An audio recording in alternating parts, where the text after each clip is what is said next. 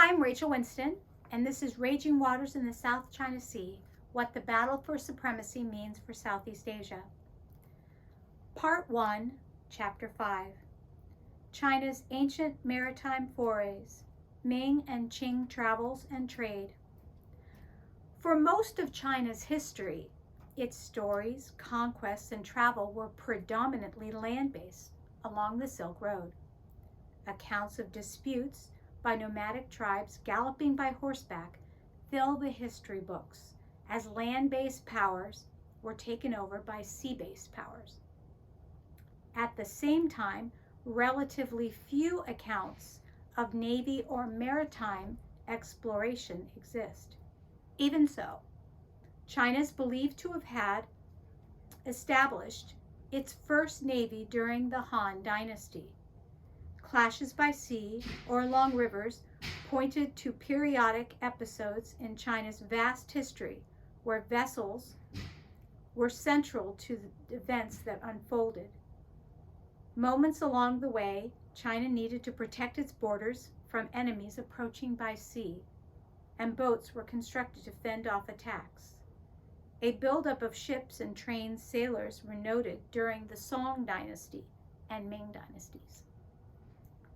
Though China was not known for its maritime adventures, for a short interlude in history, China's navy is said to have been prominent. During the Ming dynasty, Chinese mariners sailed to distant shores and explored the seas and oceans. This moment happened at a time when China sought to build its reputation abroad. Zhong He was a Muslim admiral who devotedly served the Ming Emperor Yongle. During the 15th century, Zhong He, a name given to him by the emperor, led 7 voyages with a group of treasure ships. As the admiral of China's maritime fleet, he set sail on a mission of diplomacy, trade, and cultural enlightenment to extend Chinese influence. Admiral Zhong, his goal as an emissary was to secure tribute from distant lands. He was the first navigator to reach many of these countries, heralded as China's great explorer.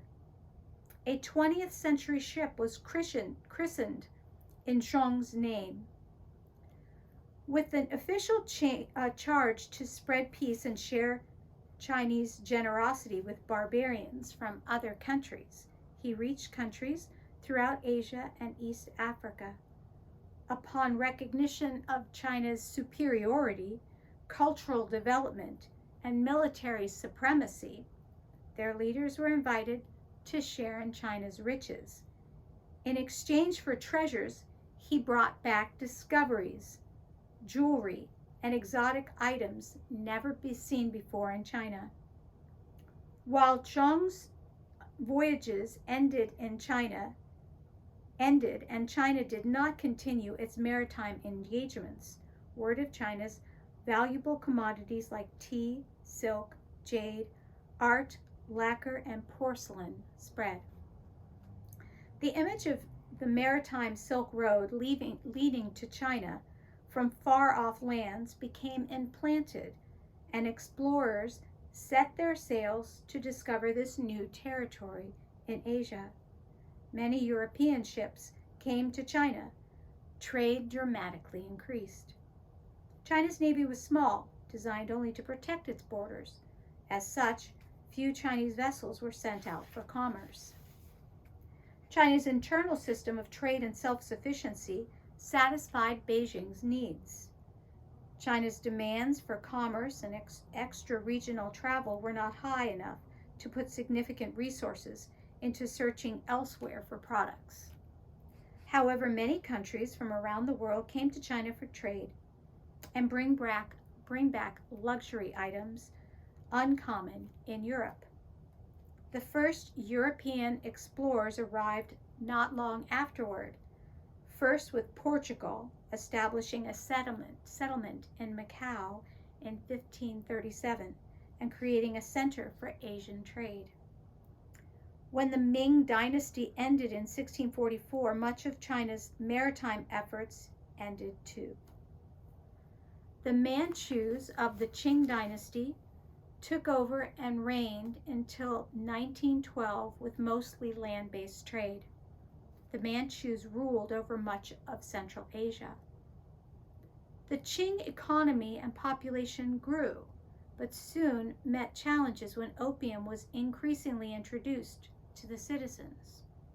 The war over foreign traders importing opium illegally led to the First Opium War. Great Britain's superior naval strength and technology devastated China's military, which never fully recovered until the 21st century. Today, the pain is still felt. If you talk to many Chinese about the Opium War, a phrase you will quickly hear is "lo ho jiu yao aida," which literally means that if you're backward, you'll take a beating. During the century of humiliation, China vowed to rise up at some point and regain its stature. When China set its sights on becoming a naval powerhouse, it proved fully capable and was no longer humbled by the West.